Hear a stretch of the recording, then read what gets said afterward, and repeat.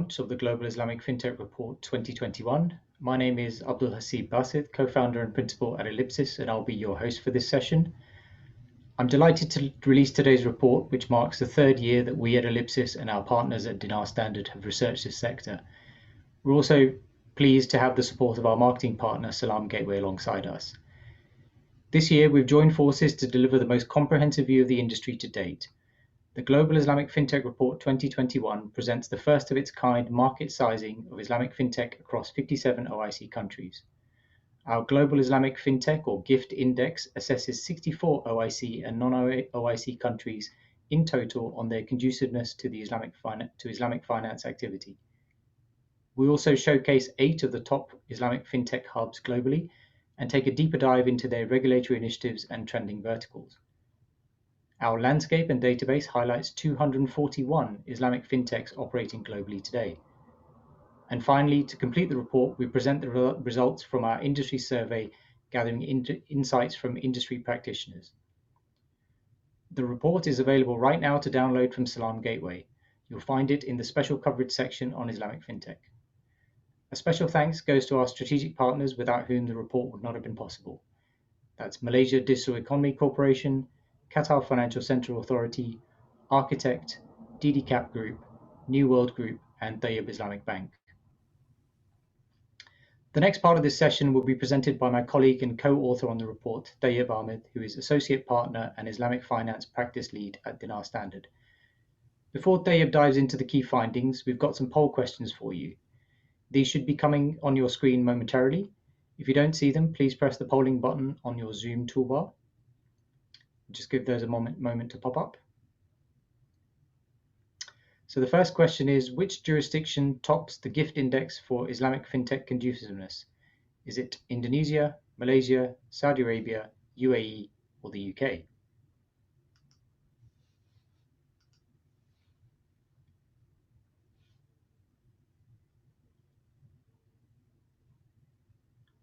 Let's give a moment to answer that before we move to the second question.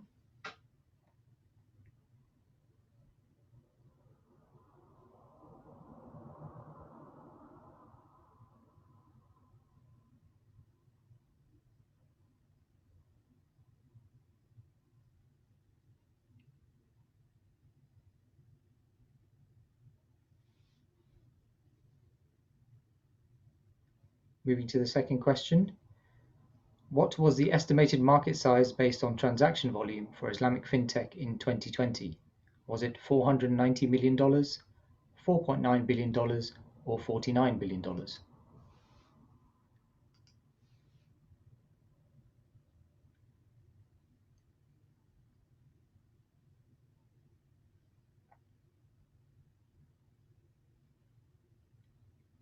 And once you've answered that one, we'll move to the final question.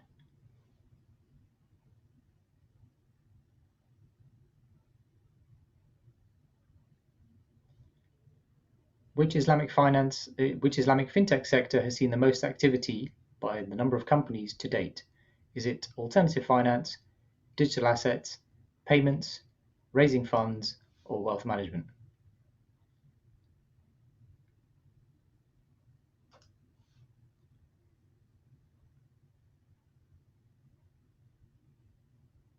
Once you've answered those, we'll move over to Tayyab for the report highlights, after which we'll reveal how you, the audience, did on the poll questions. Over to you, Tayyab. Thank you, Abdul Haseeb. Assalamu alaikum and good afternoon, everyone. My name is Saib Ahmed. I'm the Islamic Finance Lead and Associate Partner at DinarStandard, which is a global management consulting firm focused on the Islamic economy. I'm delighted to be here today to present the findings of the Global Islamic Fintech Report 2021. Let me start right away by sharing the headline figure of the report. So the Global Islamic Fintech GIFT Report 2021 estimates the Islamic fintech market size in 2020 to be $49 billion and is projected to grow by 21% annually to $128 billion by 2025. This CAGR rate of 21% annually compares favorably to the global conventional fintech CAGR rate of 15%. And also in methodological note, this figure is based on transaction volumes for key segments in Islamic fintech, such as payments, wealth management, alternative finance, and Sharia compliant lending. And these are based on OIC Muslim majority countries. Moving on. So here's an outline of what we'll cover today in the highlights. We have a landscape of players, a market sizing, a country index and hubs analysis, a survey-based industry view, and an outlook. Moving on. First of all, let's start with the landscape. So we have the Islamic Fintech framework here up on the display. Starting with the definition at the top, how it defines Islamic Fintech as fourth industrial revolution-driven technologies exponentially enhancing and or disrupting 20th century Sharia-compliant financial services, operations, business models, and customer engagement. Reading the visual from right to left, we see that the enabling technologies on the right-hand side move into the Islamic Fintech services, which then enable the end customers on the left-hand side to benefit ultimately from Islamic Fintech's momentum. We also have enabling layers at the bottom, such as Islamic Fintech operations and the wider ecosystem enablers, such as advisory and legal regulatory enablers. Moving on, we have the Islamic Fintech services landscape. The report identified 241 globally based Islamic Fintechs, of which there are 225 Islamic Fintech services ones that are directly client-facing. These are divided into 9 segments on the visual, as you can see, with further 28 sub-segments, which are not shown on the visual, but which are in the full database of the report at the end of the report, which should be available shortly. Moving on. So now we move into the market sizing, as well as the country index and hubs analysis. In terms of the top market sizes by transaction volume, Saudi Arabia, Iran, UAE, Malaysia, and Indonesia are the largest markets. These 5 countries together account for 75% alone of the total market size for Islamic Fintech in 2020. Moving on to the index. So the index ranks 64 countries across a total of 32 indicators, and these are spread across 5 different categories in the methodology highlighted at the bottom. These include Islamic Fintech market ecosystem, talent, regulation, infrastructure, and the 5th category is capital. 2 interesting points to note from the charts above. Firstly, on the left-hand side, is that although there are OIC countries which dominate, OIC Muslim majority countries which dominate the top 10, ranks 11 to 20, the bottom half of the graph is also strong, has also strong showings by non-OIC, non-Muslim majority countries, indicating that Islamic Fintech is a truly global phenomenon that is coming of age. Also on the regional highlights, on the regional comparison, we have the GCC region leading in terms of median values. Going to the next slide. We have our hubs analysis as well in the report, which shows that for 8 Islamic Fintech hubs, it maps out each hub's self-assessment, key segments, and ecosystem information. Reading the graph left to right, for example, for Malaysia, we see the hub's wheel with the hub self-assessment and the SPY diagram. We have key sectors and companies in the middle. And we also have a panel on the right-hand side, which shows you the salient facts such as ecosystem representative, market size, and regulatory bodies that are involved in that country's geography, in that country locally. Moving on. Now we will look at the survey-based industry views that we gathered as part of the report. So one of the key findings we found was that 56% of Islamic Fintechs are expecting to raise equity funding rounds in 2021 with an average round size of $5 million. This was based on 100 survey respondents, and we sent the survey out to over 300 industry practitioners. Also looking at the charts on the right-hand side, we can see that one of the greatest enablers for growth is capital, as ranked by the survey respondents, and that the sector which is expected to see the most growth in 2021 is actually payments. Moving on.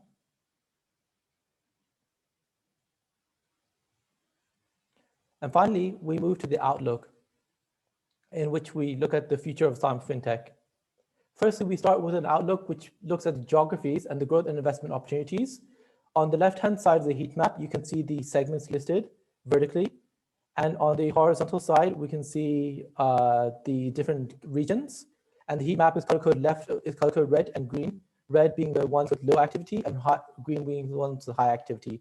And what we can see from this are 2 key insights. Firstly, that Sub-Saharan Africa, MENA, and North America are the geographies that have gaps across the 9 Islamic Fintech service segments.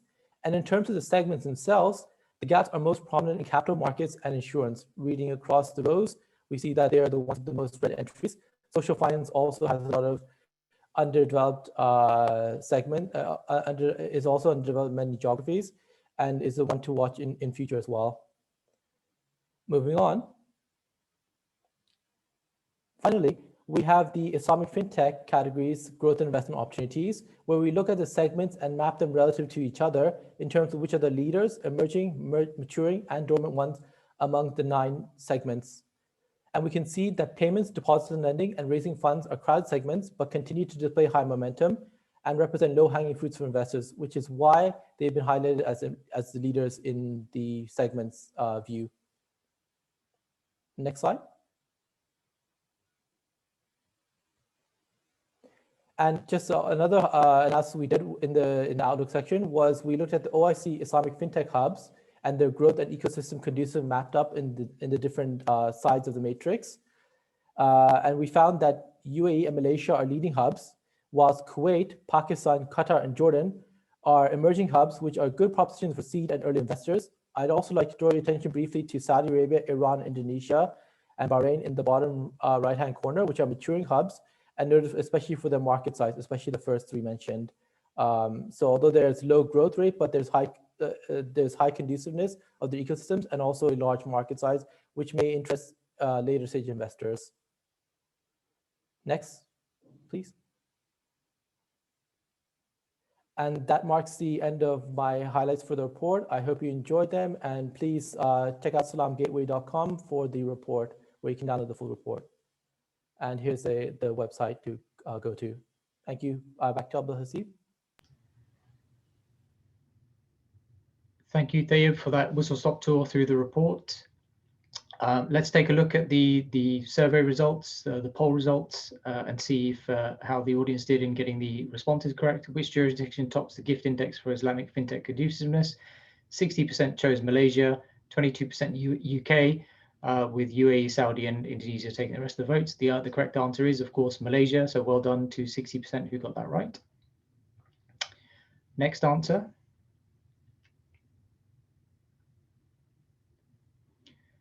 What was the estimated market size based on transaction volume for Islamic fintechs in 2020? 490 million, 4.9 billion, or 49 billion. It was neck and neck between 4.9 billion and 49 billion. Hopefully you picked that number up from the beginning of that presentation. It was indeed 49 billion and expected to grow at 21% annually to 128 billion by 2025. Next question.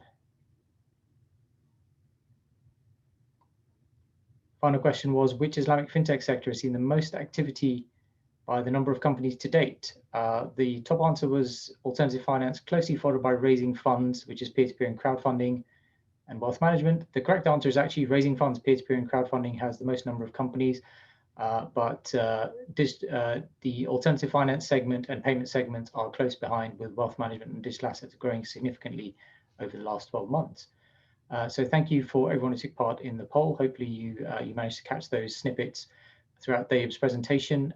The report is available to download now from Salaam Gateway to have a look at the full results.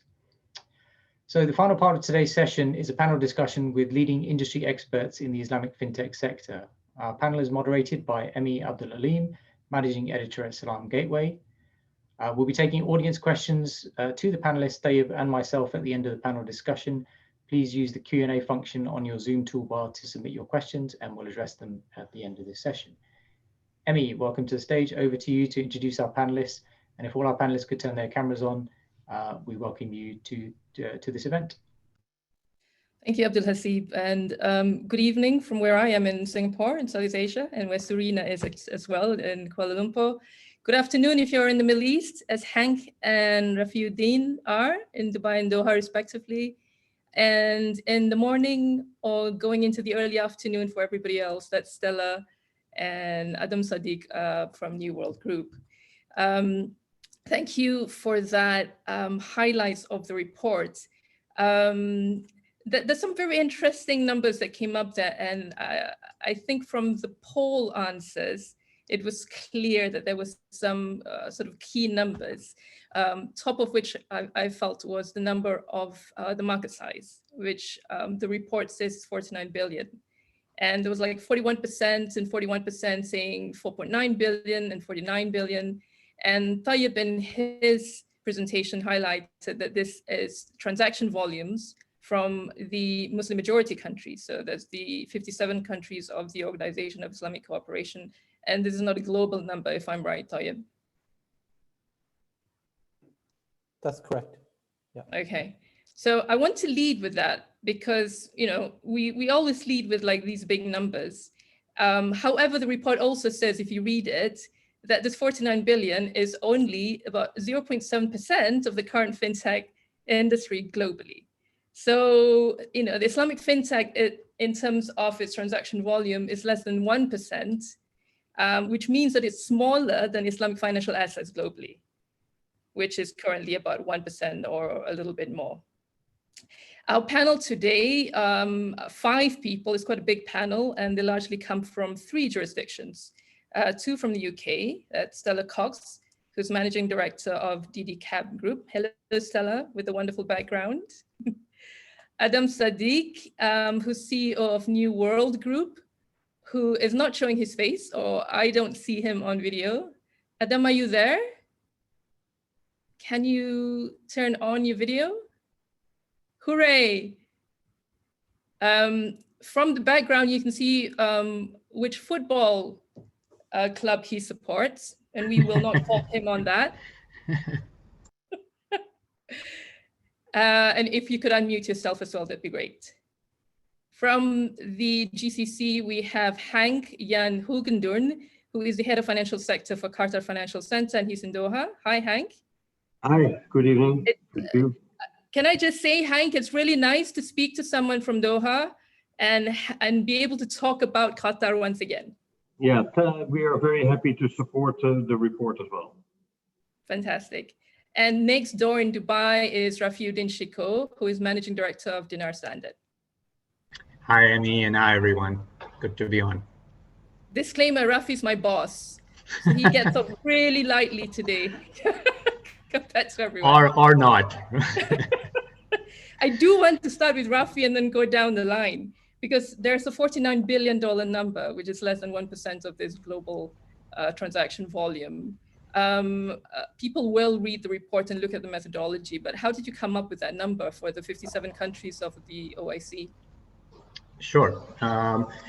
First of all, I'd like to thank my colleague, Abdul Haseeb with Elipses, for joining forces with us to really help further highlight the overall comprehensive view of this developing space. Islamic Fintech, as you know, is very much top of mind within the Islamic finance ecosystem, within the OIC overall, and with the digital transformation being a huge topic across the financial ecosystem worldwide. So I want to thank my partner, our colleague Abdul Haseeb, Elipses, as well as the strategic partners who have really supported and really excited to have their support, as well as the other participants, the survey respondents, the jurisdictions that gave their self-assessment. So I wanted to start with thanking all of our key contributors and partners. And certainly, could I very rudely interrupt you, because I realize now that I've forgotten to introduce Surina, and I will not hear the end of it, because MDEC, which Surina is CEO of, and I will tell you why I didn't introduce her, because she's not on my screen. She's sort of, you know, I don't know where she is on my screen. I don't see her, but there she is. I've just scrolled it down. Sorry, Surina. Sorry. Okay, so Surina is CEO of the Malaysia Digital Economy Corporation, or MDEC, which is a very important strategic partner anywhere you are in the world with regard to fintech. Okay, back to you, Rafi. Thank you. And to answer your question, begin with, one of the things we wanted to do was really add value to the already developing thought leadership ecosystem around Islamic fintech. And one of the things we wanted to do, Emmy, was put some kind of, everyone talks about Islamic fintech, it's small, it's growing. How small is it? We wanted to have some kind of a frame of reference. Obviously, doing these sizing estimates is not an exact science. And so we, at the same time, we realized that this was something that the space needed to have some kind of a reference point. As Tayyab mentioned in the presentation, the way we ended up presenting this benchmark number in this report was using transaction value. So there is global data country level now on fintech, overall fintech transaction volume per country. We took that as a baseline, and then we applied the Islamic finance penetration per market to come up with our assessment of the current projection. Now that transaction volume, as Tayyab mentioned, includes 4 components: payments, wealth management, alternative finance, and lending transaction volume. And if you can imagine, the bulk of it is payment transaction volume. So it's a bit, just keep that in mind. The bulk of the 49 billion is payment transaction volume, which is, which can be, which is obvious, versus wealth management, alternative financing, lending. But to answer your question, that's how we came up with it. In terms of projections, and we did have, as you know, we put a projection out in terms of the growth to 2025. Again, there is, we baselined against global projections of fintech. And then we applied our own assessment of each jurisdictions within OIC, their ecosystem trajectory, and we also added IMF's general overall macroeconomic projection. So multiple factors were pulled in to do our growth trajectory, which also, Emmy, is an exciting part of this analysis, is, as Tayyab mentioned, that vis-a-vis conventional fintech, Islamic fintech, while small, is growing faster than conventional fintech. And to me, that is a super headline and exciting part of the story here. Yeah, so the report says that Islamic fintech CAGR up to 2025 is 24%, 21%. 21%, that's right. Whereas conventional fintech's at 15%. That's right. Right, okay. And the market sizing. On the market sizing part, this is where I want to bring in Surina, and Malaysia goes first, because Malaysia is the ranked as first on the Global Islamic Fintech report index. Malaysia's market size, as estimated by this index, is $3 billion, which is small compared to Saudi Arabia, which is about $17.9 billion. But Malaysia is the most conducive jurisdiction for the growth of Islamic fintech. Surina, if you may, for people who aren't familiar with MDEC, how do you respond to Malaysia once again being #1 on a Islamic index? As you know, you're #1 on the Global Islamic Economy Indicator as well, and now you're #1 on the Global Islamic Fintech Index.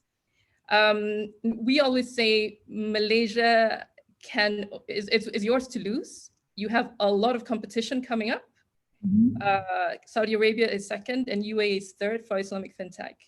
How would you respond to this #1 ranking for fintech, and what are you doing to make sure you keep it when we meet you again next year? Yeah, so thank you so much for that, and assalamualaikum warahmatullahi wabarakatuh to everybody on the call.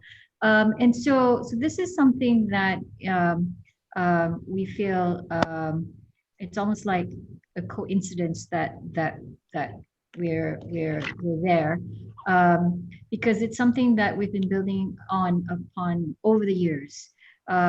Two things really. So if you one, just non-fintech, just Islamic finance. I mean, Malaysia has been on this journey of building up the Islamic finance, our Islamic finance industry for quite a number of years now. And so, for example, if you go back to, I forget what year it was now, but the first Islamic Sukuk bond was actually done in Malaysia. So we've been continuing to build upon that. And then you add to that our efforts around digitalization in general. We've been at it for a number of years too. So now naturally both of this comes to a nexus, and we have Islamic fintech, and so we are not resting on our laurels.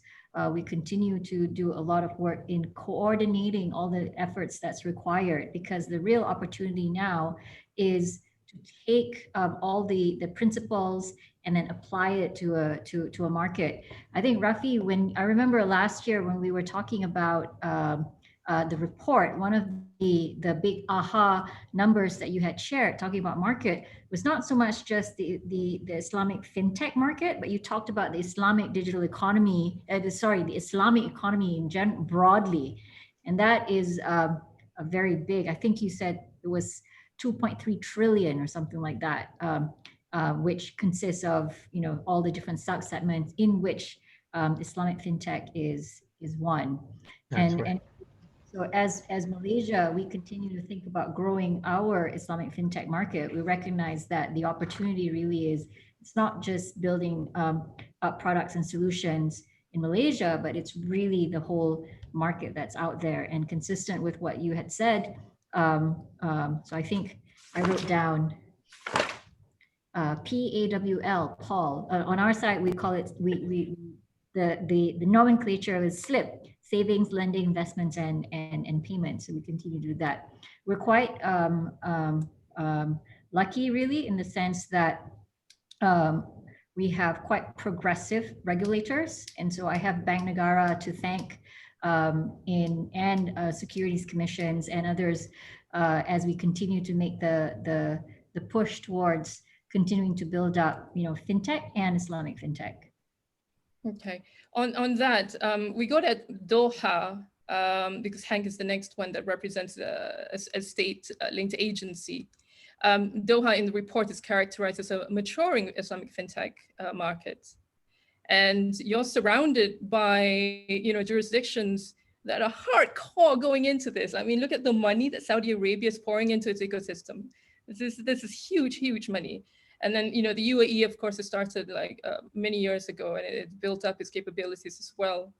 Now that Qatar's back in the fold, and, you know, the fences have been repainted, and you're waving across the fence again, flying to each other. With Qatar, where does Islamic fintech stand, especially at QFC, where I understand you do have a fintech hub? Exactly. So thank you. Yes, the Qatar Financial Center is basically a government platform that attracts financial institutions and supports fintech. Although we are a small country, we have always been quite ambitious. Maybe we start a bit later, but once we're in the game, we can achieve a lot together. And not being a Muslim, but I think, you know, Islamic finance should be about working together between the countries and not necessarily against each other. I think there is a great market.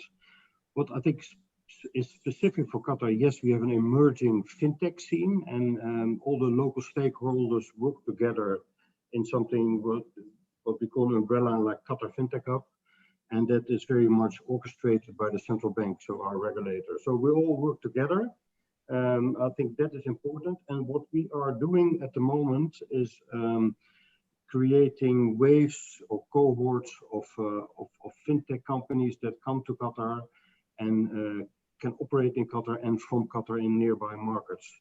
So we have accelerator incubator programs for the Qatar Fintech Hub, and we will have in the summer, we will start with an Islamic Fintech wave and invite Islamic Fintechs to come to Qatar.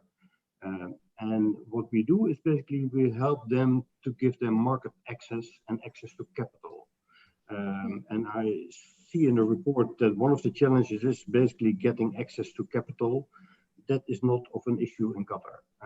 And we understand, we more and more understand fintech.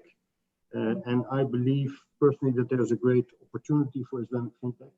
And sometimes it's, and I see also local initiatives, local Qatari startups and scale-ups in Islamic fintech, mostly around payments and I would say responsible financing.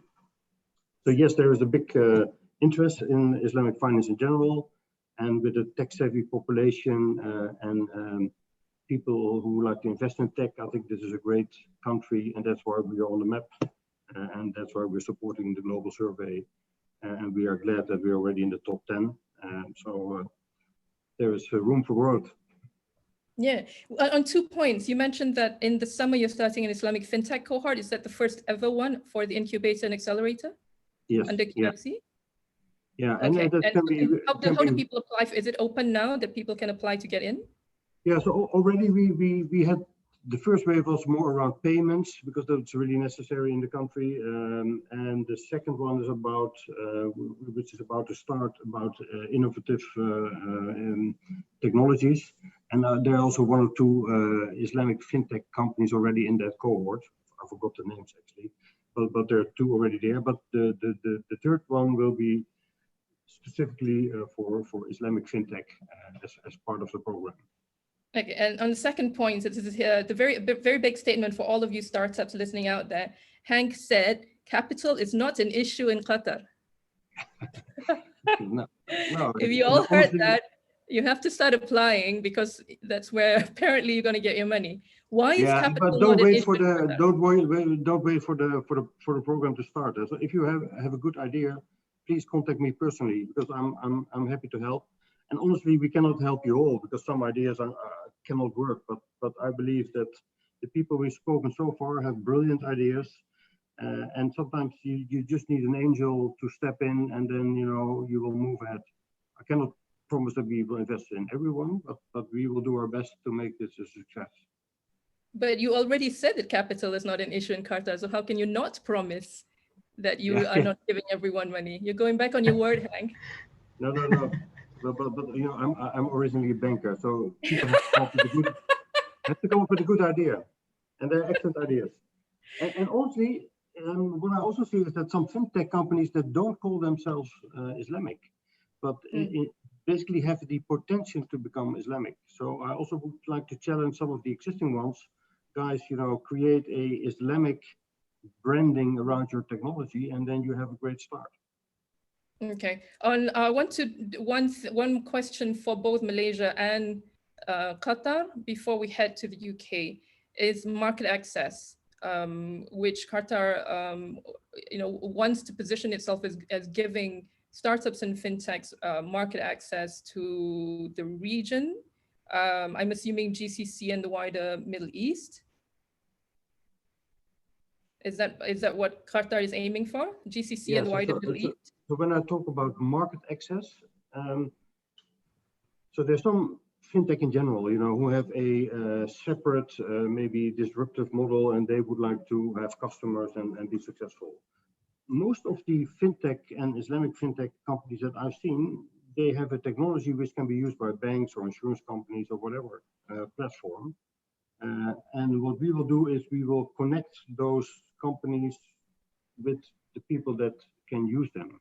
And those are mainly the banks and the insurance companies. So in Qatar, we have quite a number of Islamic banks. We have just seen a merger, and it has become one of the biggest banks, Islamic banks in the Middle East, the Dukan Bank, and two other banks are also merging into an Islamic bank. So this is the perfect time for Islamic fintech to get connected to those banks, because banks honestly have not been too innovative, and they need the help of fintech companies, and specifically those Islamic banks. What about regional access? Is that something that, let's say a startup from Indonesia or Singapore, because I know that Qatar has always looks out for talent from Singapore and Hong Kong to come into Qatar. How do you help them? Two ways. So let's say if there's an Indonesian company who's very successful in Indonesia wants to come here, I think that could be one part of unlocking the regional potential. The other thing is that obviously we're not a highly populous country, but you can. This is a great market to start, and then export your ideas into other markets. For instance, we have a fintech circle. It's actually in front of my office, and there are guys who creating great solutions, but they're already exporting these ideas to Saudi and other markets. So from here into other markets, that's what I mean with the regional potential. I want to touch on that with Surina and MDEC in Malaysia, because we see a lot of that happening in the GCC. You set up in the UAE, and then you get into a sandbox in Saudi Arabia. I know that Qatar is open. You have that as an option as well. Oman has recently opened a sandbox as well. We don't actually see that level of activity in Malaysia for the region. Am I wrong, or is that what's happening? Yeah, actually, on the contrary. So as far as fintech sandboxes is concerned, we've had the fintech regulatory sandbox set up for quite some time, And in fact, like one of in the beginning, we didn't distinguish between fintech and Islamic fintech. It was all like fintech. And so it is out there primarily focused on local companies right now, but we do have plans on expanding that.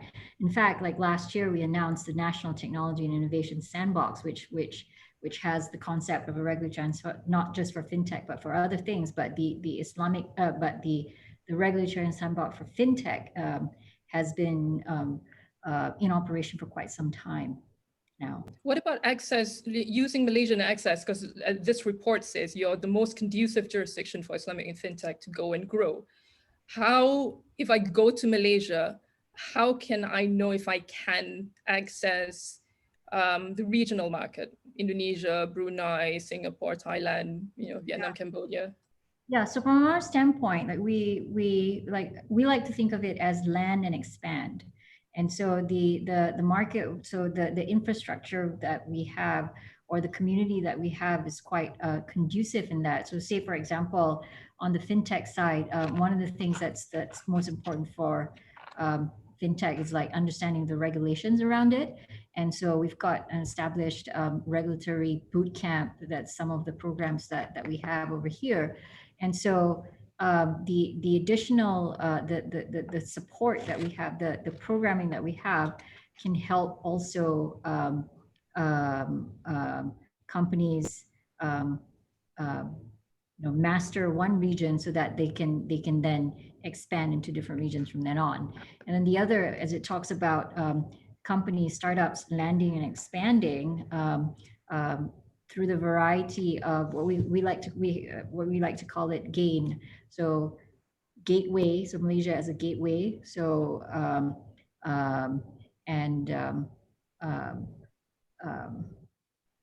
so the program that we have to support helps to facilitate that as well.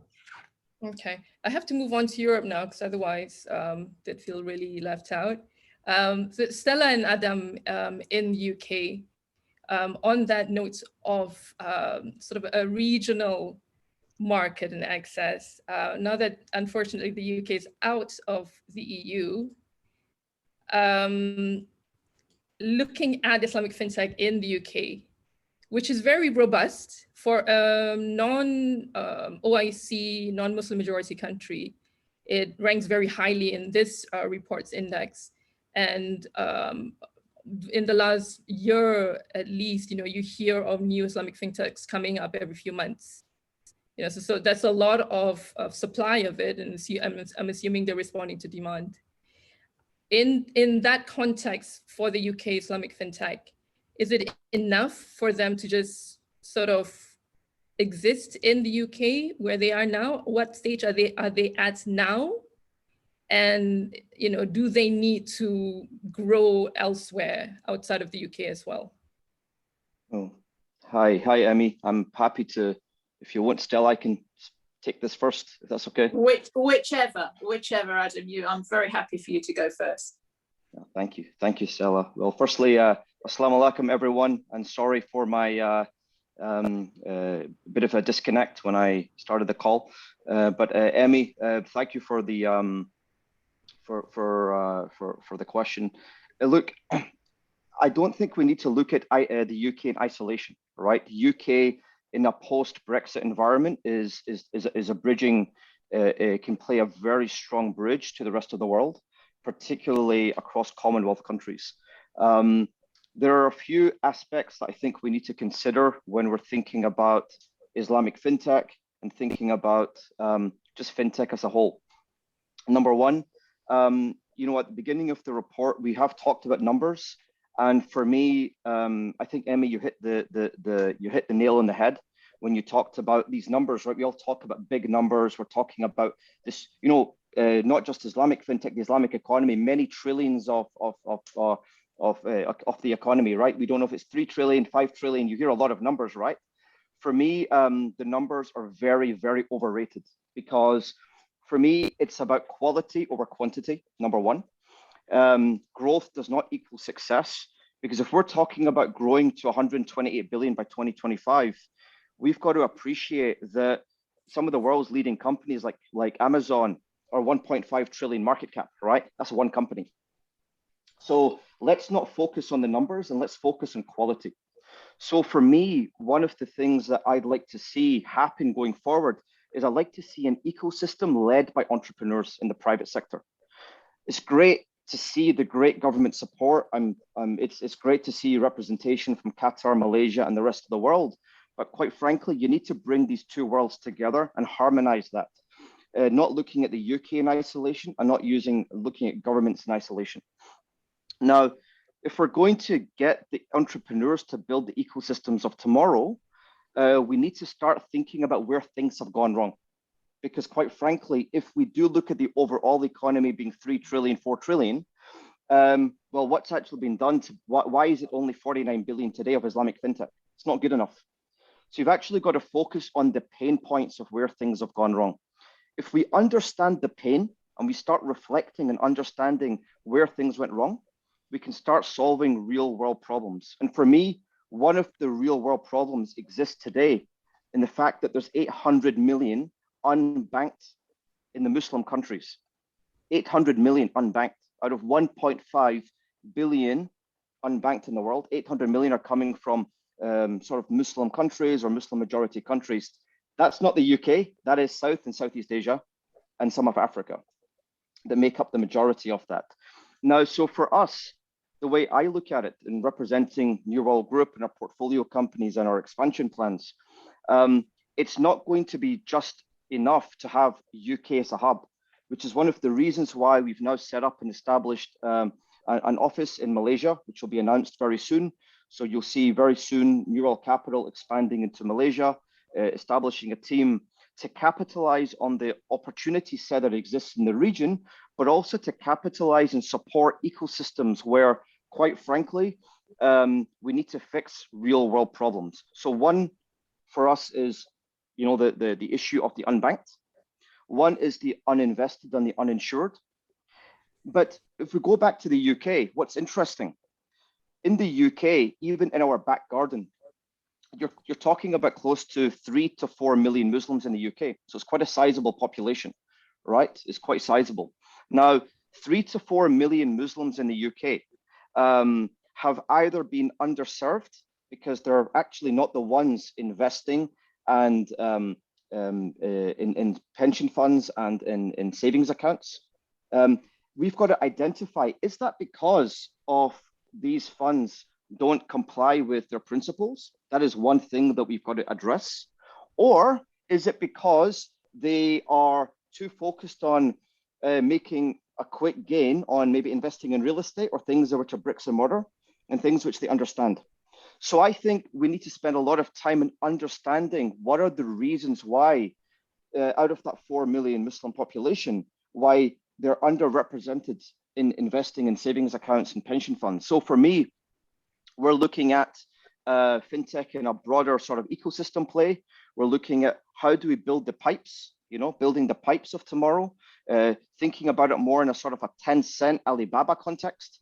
How do you build a portfolio of companies where you're building verticals? But if you're going to build the rails of the economy, you've really got to start from the very bottom. But you've got to have the government supporting it, but the government should not drive the agenda. That's the reason why we're in the situation today where you only have a 49 billion Islamic fintech market. It's a great start. I really endorse it. I'm so super supportive of it. We've met over 60 Islamic fintechs in the last 12 months. So we're starting to see everything. But for me, I look at a lot of things. I look at the time when I put my first 50K angel ticket into IslamicMarkets.com back in 2015. I was turning around and looking at who else from the Islamic finance industry, who are the individuals that lead the industry that are going to come in alongside me as an angel investment in that deal. I looked around me and everyone was hiding. I want to see people put their hands in their pockets, back the tech startups of tomorrow. Let's start creating businesses. Let's start creating ecosystems. And that's what's going to drive the agenda from the governments to back the private sector. We can do this if we, so rather than saying, Why Qatar? Why Malaysia? Actually, why not this new world? This new world that we're in. And that's why London, for me, is the best place to be on a global level. It's the capital in the Western Hemisphere. KL is the capital in the Eastern Hemisphere, but it doesn't necessarily mean they're the biggest markets. Right. It means that they play a very strategic role, and that's why we're super excited about the Islamic fintech space. Now is the time. Let's partner up, team. Let's make it happen. That's good rallying cry, which unfortunately we've heard for a few years when it comes to the UK market. I remember about 3 years ago when I interviewed Abdul Haseeb in Dubai, and he said about the UK Muslim community and Islamic finance, he said, we are underserved. For years, we've been underserved. And I always remember that, Abdul Haseeb, thank you for that. At this point, Stella Cox, who's been in the industry for a very long time, who's heard all of this for decades, and who put money into IslamicMarkets.com, Adam Sadiq. So I'm gonna ask Stella Cox. We all know what Adam is saying. This is the picture. You know, a lot of us are impatient to want to push this to do good things for financial inclusion, at the global level, and then look at what's happening in the UK as well. How much of that do you agree with, and how much of it do you think he is being too harsh about with regards to Islamic fintech?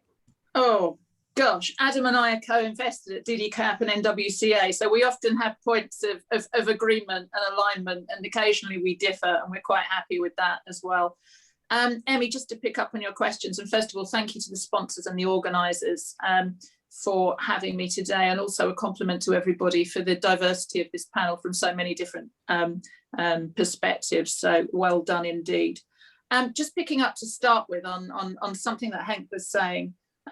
Look, I do think that this is an exciting time in terms of looking at the impact of fintech on the Islamic finance industry, because what is happening right now, and you know that DDCAP has been working with institutions for years to bring some sort of technology and automation to the Treasury and the capital market space. And though it doesn't really reflect in these numbers, you know, some of the numbers that we've seen as a consequence of the technology that's been built have been very significant indeed. And I think what's happening is that our technology is now taking away some of the historical complexity in Sharia compliant structuring. And that has caused, you know, some of the issues over the years that Adam's been referring to. And what we're seeing now, looking at Henk's point, is that that complexity that's being taken away across Sharia compliant structuring, execution and processing is affording Sharia compliant models the potential to integrate into global financial systems and sectors. And it's also paving the way for traditional models to cross over into Islamic finance as well. And I don't think we should necessarily be reticent in that. I know Adam was making very specific points about inclusion and expansion and delivering more. So I'm going to move on to the UK.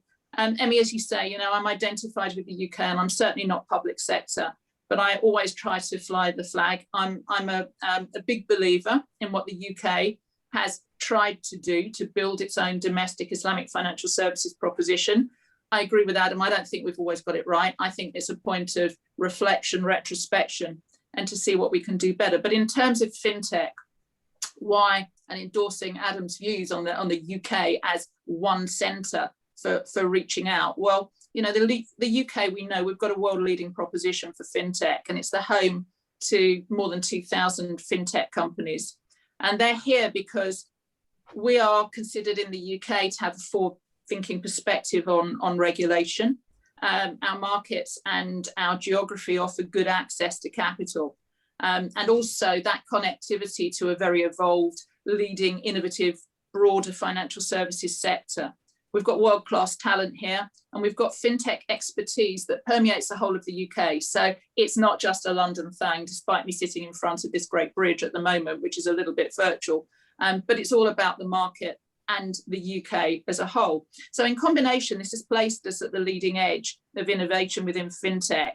And we have the various different blocks and contributors that we've heard set out in the report to describe what is absolutely essential and necessary for enabling Islamic fintech or an Islamic framework, and they're all here. Islamic fintech theoretically has access to those same enablers that our conventional fintech industry has here.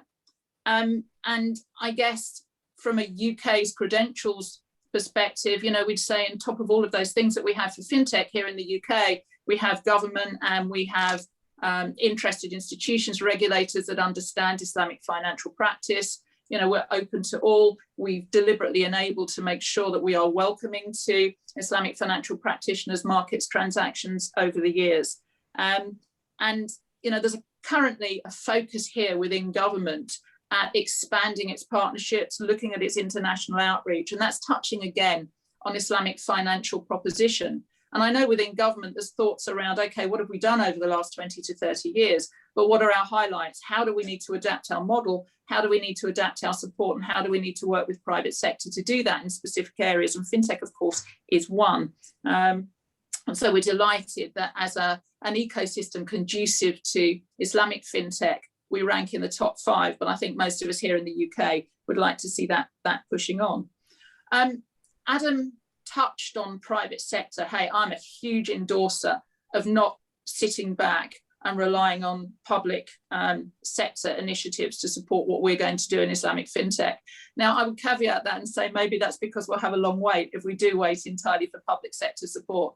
But Adam's right. We here have always had an enabling infrastructure for Islamic finance, Islamic financial services, but it's not different. It's the same enabling infrastructure that we have for other aspects of financial sector activity. So what we say is in terms of regulation, legislation, it's the same, but it won't be different. It won't be specifically for Islamic finance, but we'll make sure that what we have here can be enabled and activated to best effects for all participants so that we're rightly inclusive. But what you have had here in the past few years, as Adam has mentioned, is this amazing community of homespun domestic fintech that have grown up here already. A lot of them have been bootstrapping, or they've been raising their early stage capital through angels, and perhaps not the sort of angels that Henk was referring to, but angels like Adam and me and others through angel syndicates,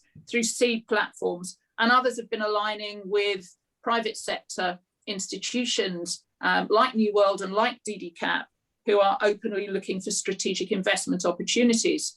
And, we're not a VC at DDCAP. We don't perform or behave necessarily as a more traditional VC does, but we have this long established business and strategy for Islamic finance. And actually, we're finding that the fintechs that are emerging now are actually quite nicely strategically aligned with their forward-looking perspective, the new product offerings and the fit with ours. So that gets back to my initial point about integration. And we at DDCAP, we're happily integrating across the Islamic financial spectrum with world-leading brands like Murex and previously to that Refinitiv, in as much as we are with IslamicMarkets.com and other fintechs that are coming to the fore across all of the disciplines and the sectors that you mentioned. And we're excited to see this moving beyond crowdfunding and peer-to-peer in disciplines where I guess are naturally aligned to Islamic finance because they're participatory and they're risk sharing, and moving out into all these other exciting areas like the slip that Surina referred to and Henk's focus points, so that you can see that growth trajectory alongside the conventional fintech industry. But collaboration is pretty key here, Emmy. And just to wrap up, because I think I've probably had enough time, in private sector as well, and Abdul Haseeb was very involved with this, with Haris Irfan and other of our practitioners here in the UK. 3 years ago, the UK Islamic Fintech panel was formed as a private sector initiative to connect us all together, because I totally agree that raising capital is going to be one of the challenges of the next couple of years. Look at your chart with how many early stage Islamic fintech or Islamic fintech are looking to go for capital rounds. And that's not going to be easy this year. We're fooling ourselves, any of us, if we think it's going to be an easy job to raise capital. And certainly I'll be directing a lot of people to Qatar, so thank you, Henk. But it is going to be a challenge. And one of the things that we've been doing around the panel is collaborating to best effect of these firms that are building. So What do they need? Well, at early stage, quite often you need supporting services. You know, not all firms have immediate access to an accelerator, and that's nice when it's there.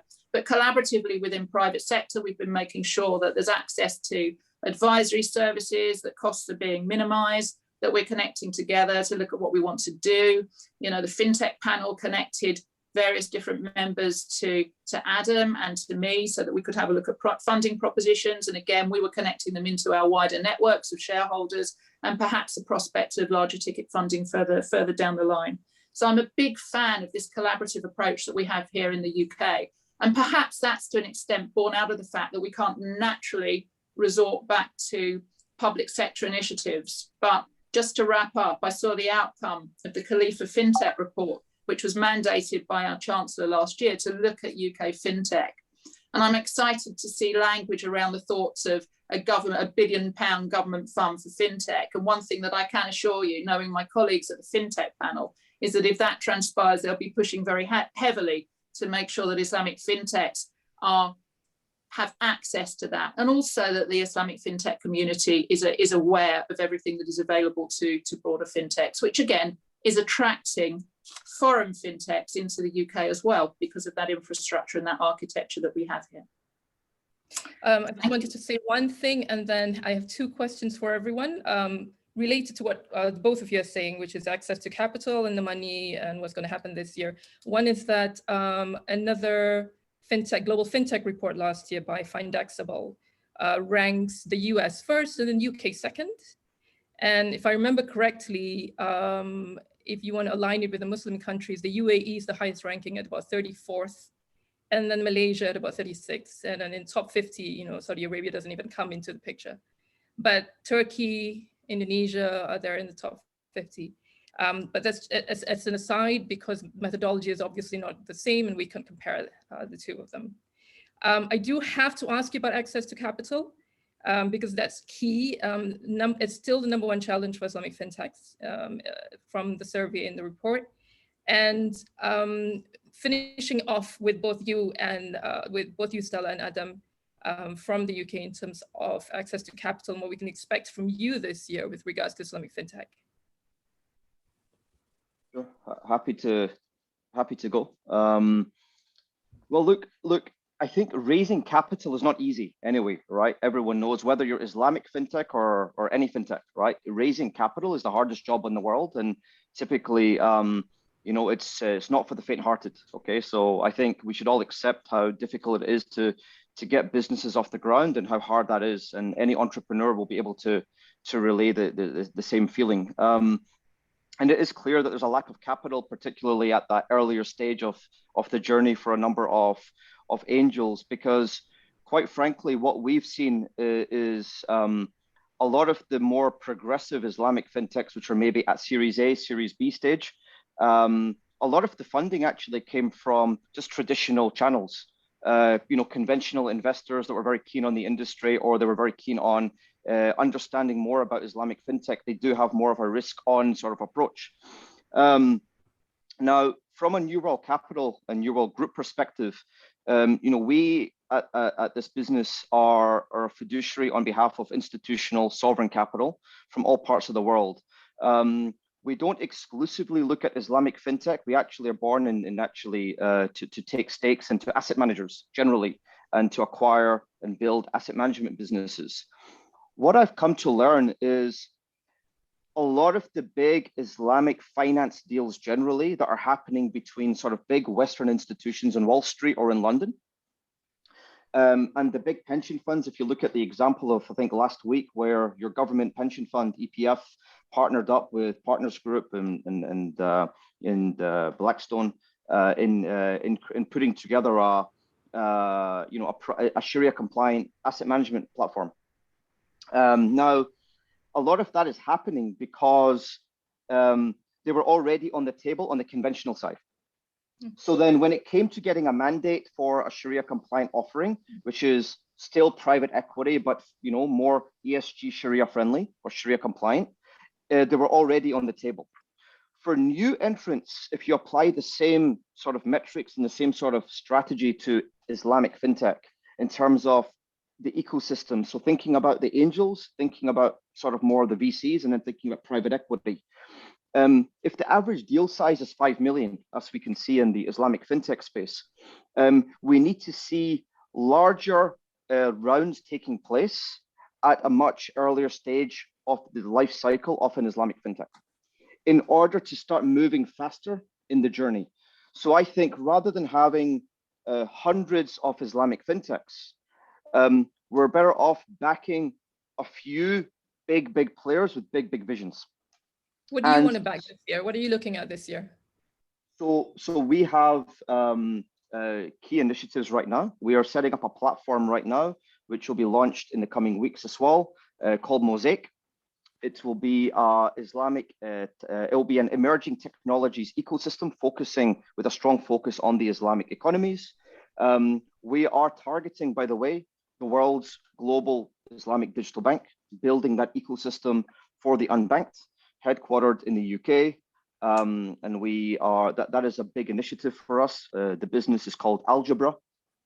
That is a business we're very bullish on and very excited about. We are looking at strong themes in asset management, where you can build a strong asset management proposition.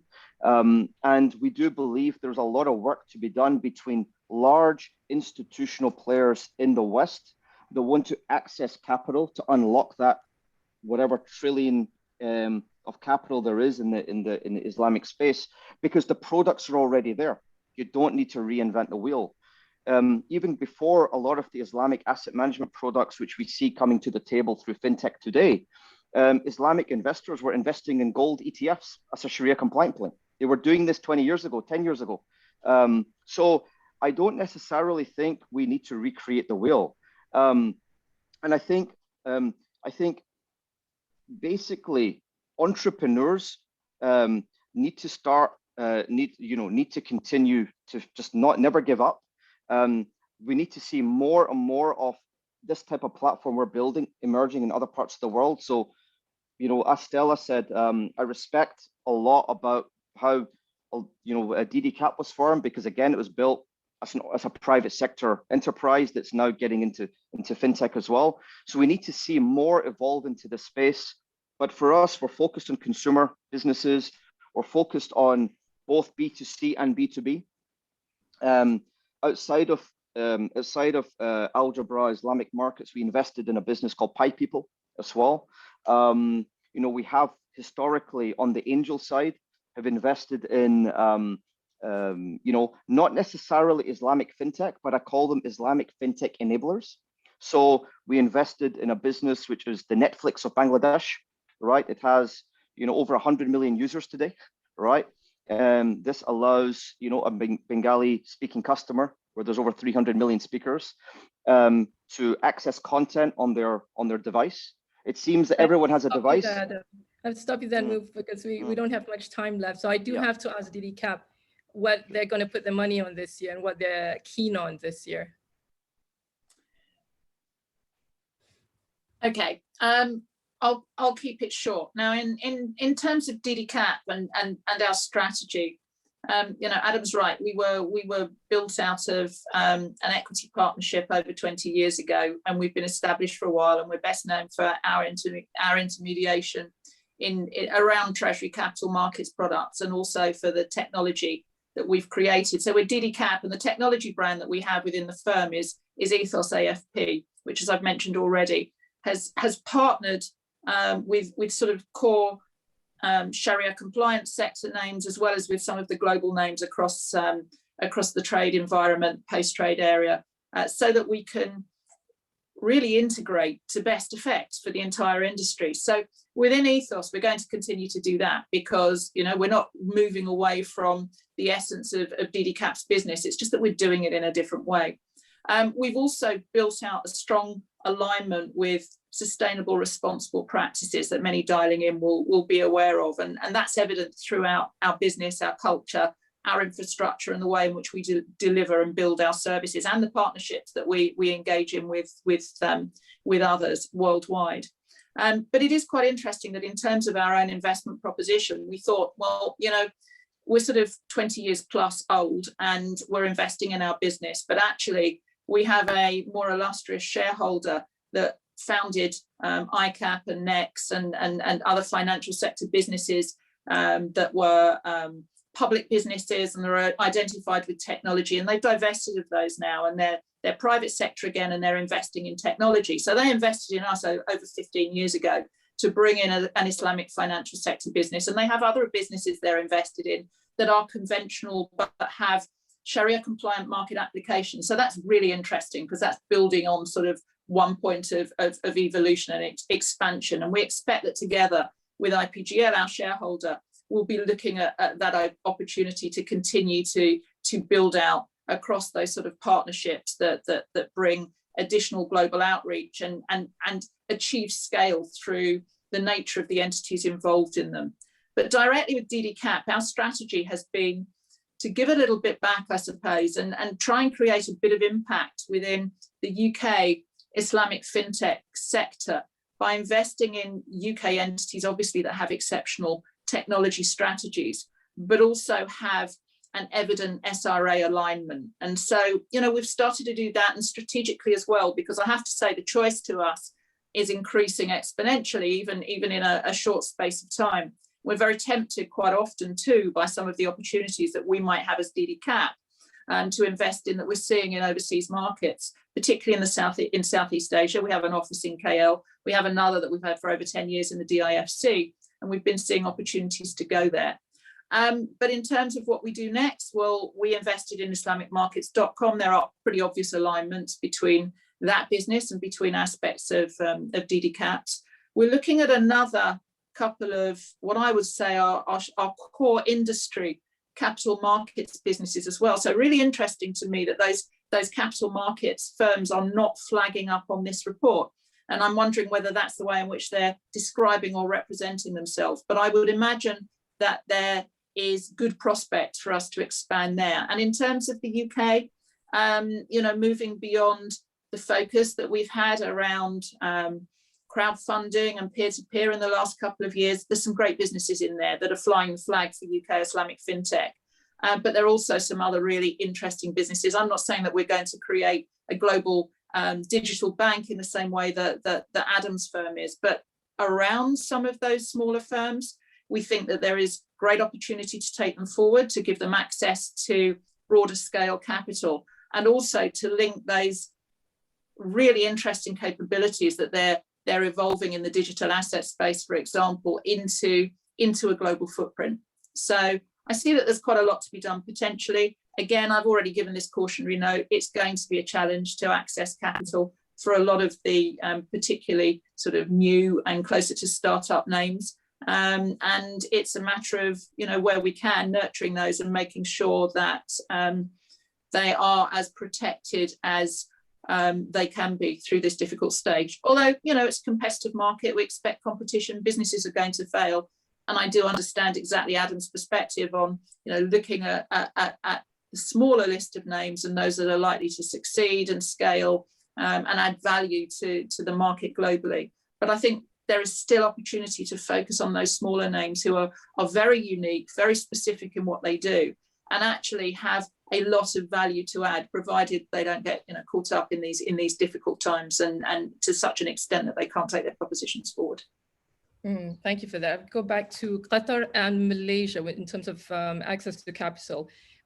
We have state representatives with MDEC and QFC. What's the strategy this year to sort of attract capital to your jurisdictions, to Malaysia and to Qatar, seeing that, you know, it's going to be a difficult year? Malaysia first. Yes, please, go ahead.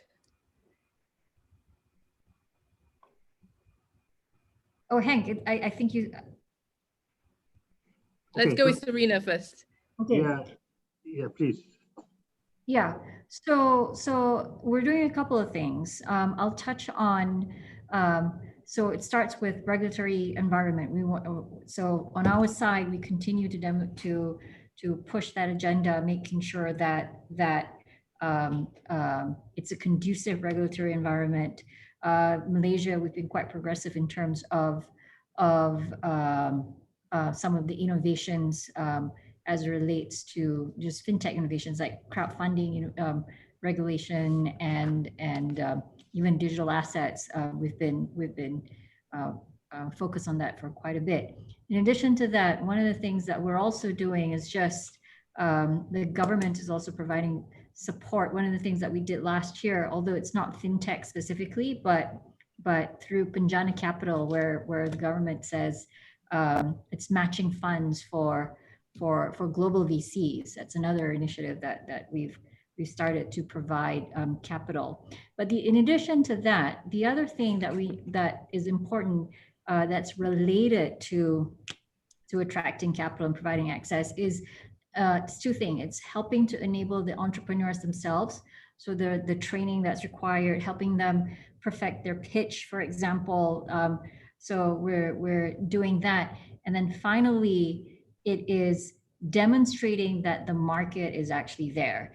Adam just now talked about, the unbanked and underbanked. That's quite a large market, but there is still work to be done to make sure that to help drive adoption on that side.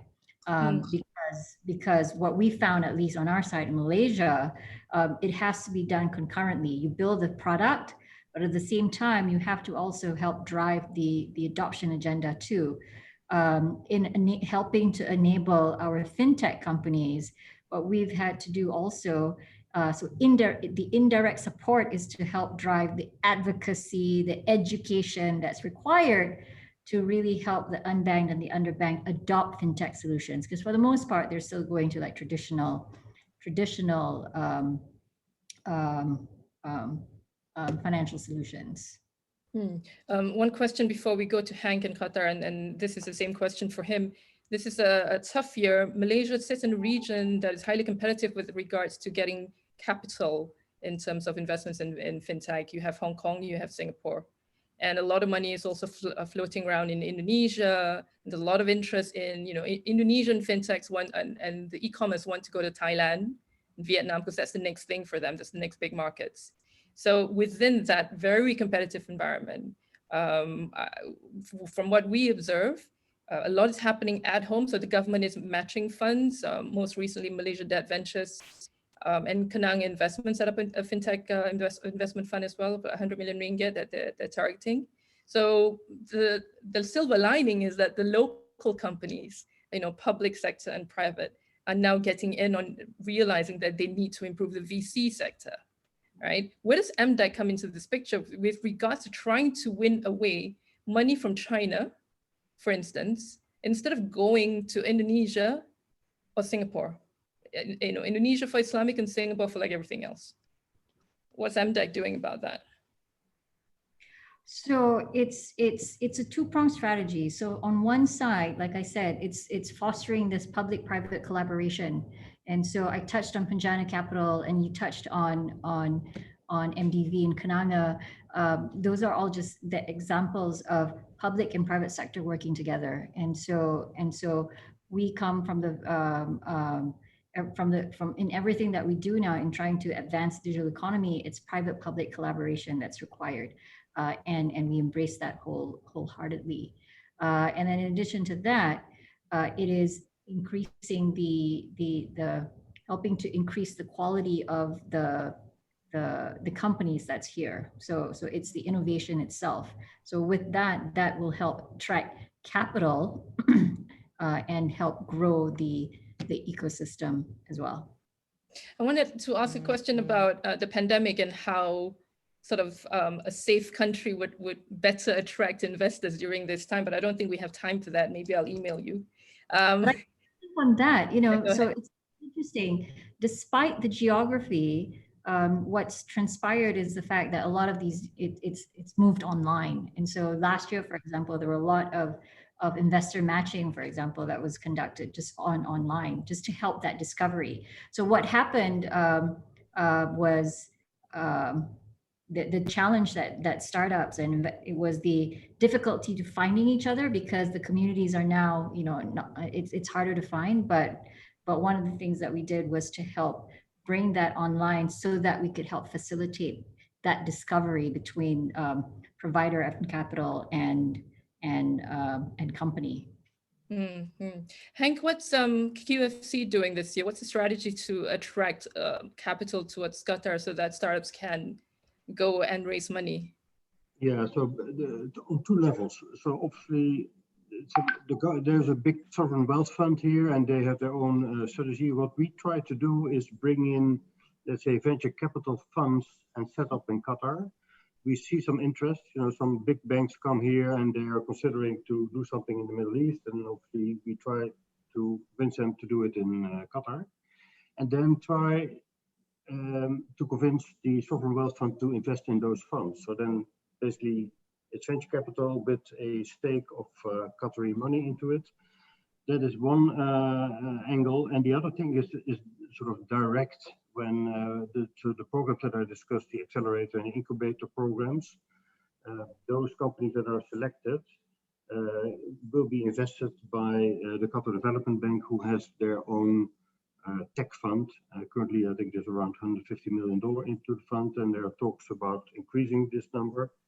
So there's a direct link into investing into the fintech companies, including the Islamic Fintech. Then, as also is happening in Malaysia, we have a big network, so we can connect to angels. So there are tech angel networks here. There are individual family offices and wealthy sheikhs who love to invest in a good opportunity in an early stage. So I think for all these various phases, we have opportunities. So the government-run programs are, let's say, what the Qatar Development Bank is doing with the Accelerator Incubator Program, Qatar Fintech Hub, and we ourselves, we cannot invest, but we can create a lending platform where we can make sure that people lend at low cost and have the opportunity to get market access. So three different levels to support the basically financially the Islamic Fintechs. I want to go over to Rafi in Dubai, who's been listening in very patiently, and to ask him, you've heard all of this, it's from Qatar, Malaysia, and UK with regards their concerns about the industry, and then what Qatar and Malaysia are doing with regards to strategy to attract capital and to help Islamic fintechs. Rafi, what is the most important thing you feel after doing this report and having a global overview? What is the most critical thing for the Islamic fintech industry globally to address right now, above all else? Sure. Thank you. And it's fascinating to hear. And I think that's the, from, on one end, the West from UK as a major hub, and within GCC from Henk, and then Surina, and with Malaysia as a major, as Surina, you highlighted, an Islamic finance leader, and that enabling a stronger Islamic fintech ecosystem as well. I think if I would like to add one thing beyond all important points discussed, is how Islamic fintech is actually a mechanism that's enabling Islamic finance's growth. And I think that's the wider exciting thing.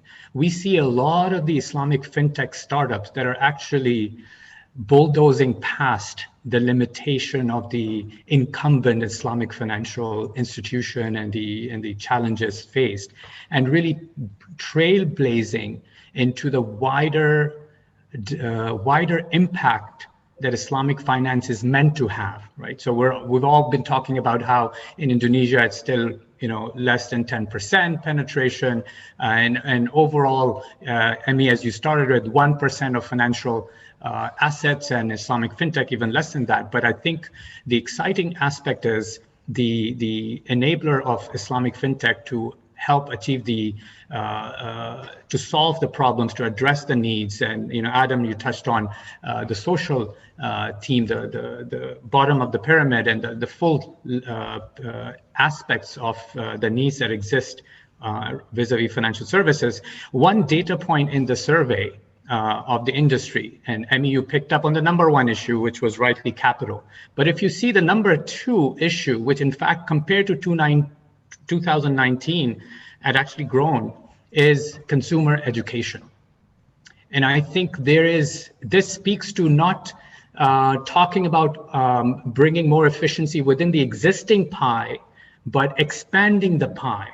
And I think consumer education and Islamic fintech is a great mechanism by which more consumers can be brought in to the value of Islamic finance in general. I mean, ultimately, let's just not forget, we are talking about Islamic finance. Fintech is a delivery mechanism or an enabler to ultimately financial services. And as you see highlighted in the report, with an end customer in mind, when we talk about consumers, we're not just talking about high net worth consumers, we're talking about low income and the full segments to address, or businesses and organizations and financial institutions. So I think that's the thing I would like to highlight, is the enabler, to conclude to your question, how Islamic fintech can be an enabler to widening Islamic finances success and its relevance in the world today.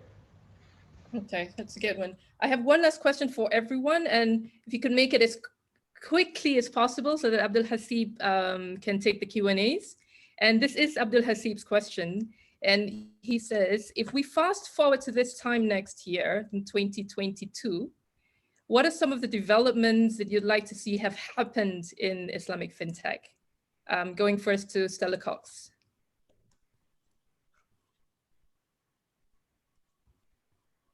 Hello, Stella. Is she around? Rafi, would you like to take this before, just in case? Sure, I'll quickly, I think I'll just emphasize the same point. In 10 years, hopefully we have more. No, just 1 year, we're not even looking towards 10 years, the crystal ball isn't that deep. It's just this time next year, March 17, 2022. I would say the developing Islamic fintechs really taking center stage in the Islamic finance world. I mean, we're still seeing, as you see, the landscape of players, a lot of them startups, early stage, very few that are large, have scaled. You know, you may have heard about Stripe as a payment gateway, and the major, they're now the biggest success story of Silicon Valley. So I think seeing an Islamic fintech next year progress towards a key role within the Islamic finance ecosystem, I think that's what I would like to see. Okay. Emmy, I'm back. Yeah, I'm back. I'm sorry. I couldn't unmute for some reason, so I was panicking, jabbing the screen. You didn't fall into the river then, but it's okay. No, it's always possible though. Yeah, I concur with Rafi. You know, going through into the next 12 months, I'm looking forward to seeing the shape of where we are. I think there are two sides to what's happening, and I also completely concur with the thought and we should be looking at it as an enabler to further grow and scale the entire industry. So what I'm looking is to some of those very special newer companies that are going to be challenged this year to be properly supported to get through their capital coming in at sort of sub 5 million. But I think we've seen a couple of fintech that have been out for a while attracting wider attention, having more significant rounds of capital, and in theory now being positioned to achieve that scale, to move into other markets and to deliver against some of their wider potential. So in 12 months' time, I'm reckoning that having closed those rounds, they should have been well positioned to do that, and we should be looking at a different space. So I'm excited to see what transpires there. Okay, Adam, Sadiq? Yeah, no, thank you. Look, I think, you know, in a year's time, there's a couple of key objectives we should all keep in mind. One is raising the bar on the 5 million, because that means we're going to be a lot further faster. And the second thing is, look, for a more, you know, because we're becoming much more inclusive in this digital world, I think I would like to see the Islamic fintech and Islamic finance industry broadly being less academic about things. And when it comes to education, you know, let's be more inclusive to a broader audience. So what does that mean? I don't think it's it's going to be as helpful if we want to reach the last mile to perhaps complicate things by adding complex Arabic words into the lives of people that don't actually know what these words mean in Islamic fintech. So if we can simplify the product to reach the last mile all the way at the bottom of the pyramid, as Rafi-Uddin said, it's a really good point because they're not going to understand. That'll simplify the process. So we have to have a lowest common denominator. So I'm excited about harmonizing the process to make it more inclusive. And in a year's time, we'll look back to see how far we've come. Thank you. And Henk in Doha. Yeah, I tried to keep it simple. I would like to have 5 Islamic fintech companies successfully introduced to the local Islamic banks and let them be successful. Okay. And Surina in KL? You've touched on a lot of things already, and I echo all of that. One thing that I will contribute to that is more country-to-country collaboration. And so formalizing a lot of the discussions that we've had, more things, because I really do think that a lot of we're still in this build phase. And so it's all about learning fast. And so and how we can do that is by continuing to foster partnership, because as we said, it is a big market. So but in order to practically tackle that market, the exchange of ideas, we're competing, but I think Adam said it wisely. It is all about, I think we can compete together and collaborate. Yeah, on that point, we recently ran a very non-scientific survey questionnaire for International Women's Day. And maybe not surprisingly, a lot of the people who responded said that they were not happy with the nationalism that they see in the halal sectors and the Islamic sectors. So to that point, Surina, I think a lot of people also bear that in mind with what you want. So we're done for this part of the webinar, and thank you very, very, very much to everyone. I think that was quite fun. Rafi-Uddin told me when he said that I was doing this, that it was going to be fun. I didn't believe him. Everyone's still awake, so I think that's a good sign. Absolutely. Thank you, Emmy. Thank you, Emmy, for a wonderful job moderating. Well, we'll see about that. I'm going to hand it over to Abdul Haseeb, who doesn't look very happy with me. I think he's a bit cross because it's already 9:30 and he still has these questions to answer. So go for it. Emmy, thank you very much for doing such an excellent job with the panel. I have to say it's absolutely refreshing to not actually have to be on the panel myself, talking about these points, and for it to come through from such leading experts in the industry.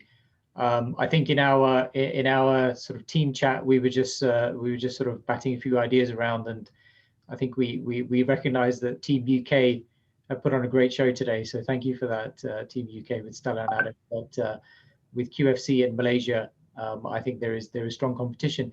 And I think the point that really comes across, and you know why I'm so pleased with Stella mentioned the diversity of this panel. What I'm really pleased with is we're starting to get to that stage in the Islamic fintech space, which where it's not about this national competition, it's more about collaboration. We certainly are doing a lot of that through the UK Islamic Fintech panel, chaired by Haris Irfan here in the UK, which Stella mentioned. We see that with everything that QFC is trying to do and which MDEC is promoting as well in Malaysia.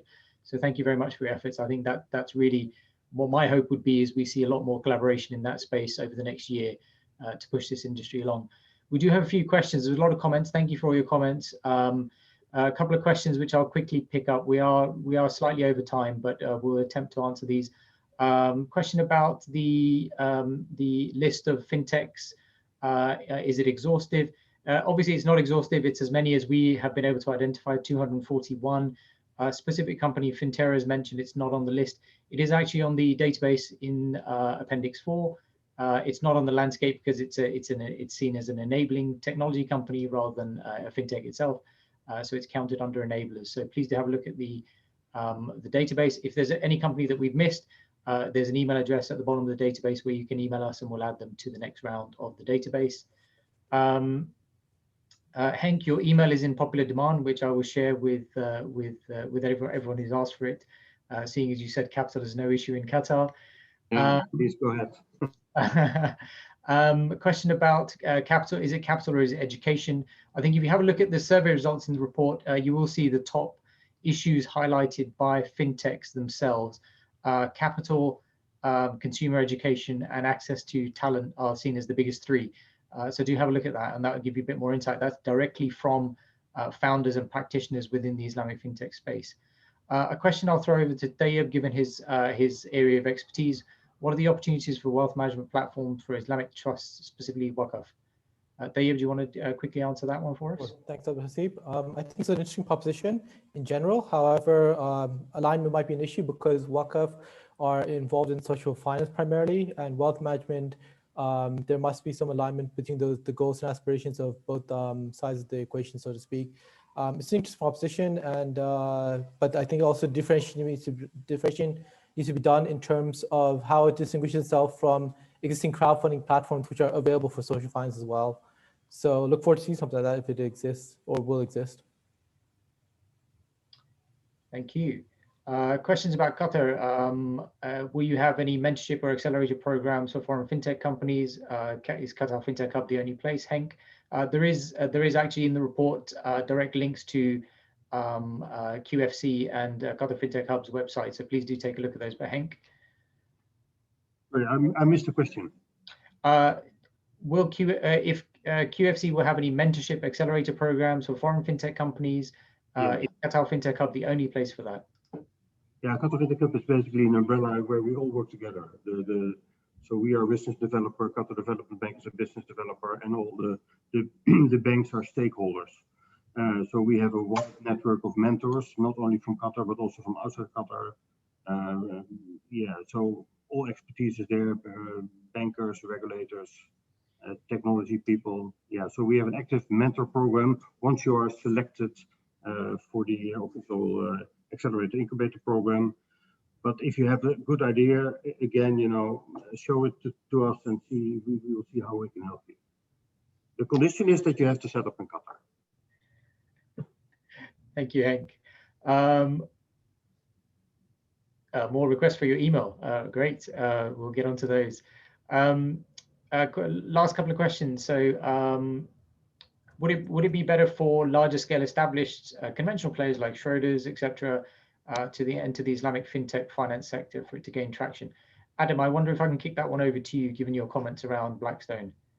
Yeah. Look, I think that it's no surprise that Western large-scale asset managers have found the opportunity to develop product for the Sharia compliance segment as appealing and attractive. And I think it's always been a challenge of how do we get access to the market. So in terms of the whole user acquisition strategy, I think there's a great opportunity now for those asset management platforms, particularly that are shifting from institutional business to more distribution business in terms of retail and IFA and high net worth business.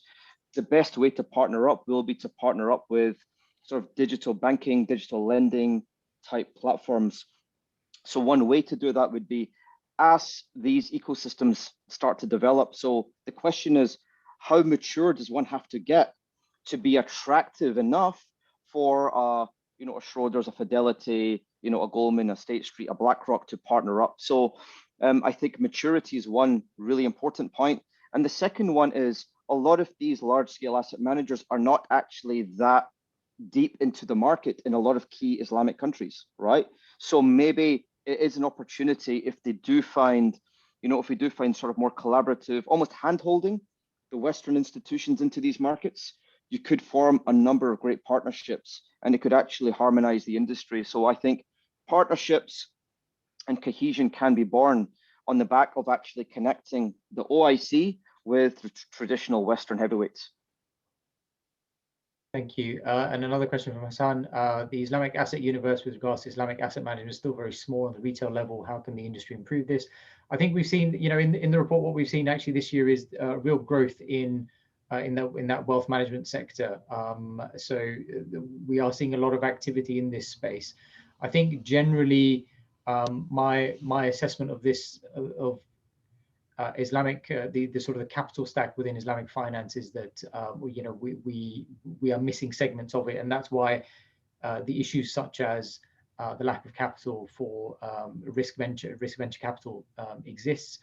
There are people that are trying to solve that right now. You know, all we need to look at is the number of tech funds launching in the GCC and beyond of a sizable amount. This is what was happening in more developed tech markets 4 or 5 years ago. You know, that gives you an indication of how far behind we are. What we haven't seen is, as Adam was saying and Stella was saying, is, you know, specifically investors looking at Islamic economy and funds focused on that, and that's something that we expect to improve over the next few years. I know that doesn't answer the question specifically, but we're happy to pick that up separately. Hassan, Basim's question: what's the future for platforms like Islamic markets? Look, I think as much as we had a great rallying cry for UK fintech, Islamic fintech especially, Islamic markets is a great UK Islamic fintech that has actually made the jump and moved to Malaysia, and is now, you know, going great guns in Malaysia. And we have 2 of their investors on board. I know Shakib has great plans for the platform. Perhaps we can get Shakib on a future webinar to talk more about Islamic markets, given that there's interest in that. And that's it. We're over time. All that remains for me to say is thank you to all of you for joining us. Please do download the report from Salaam Gateway. It's live now. Thank you to all our panelists, especially to Emmy and Surina, who stayed up beyond 9:30 their time in the evening. I really appreciate you joining, and we look forward to welcoming you to another event soon. Keep an eye on salamgateway.com and on our emails for details of future events. Thank you very much, everybody. Assalamu alaikum.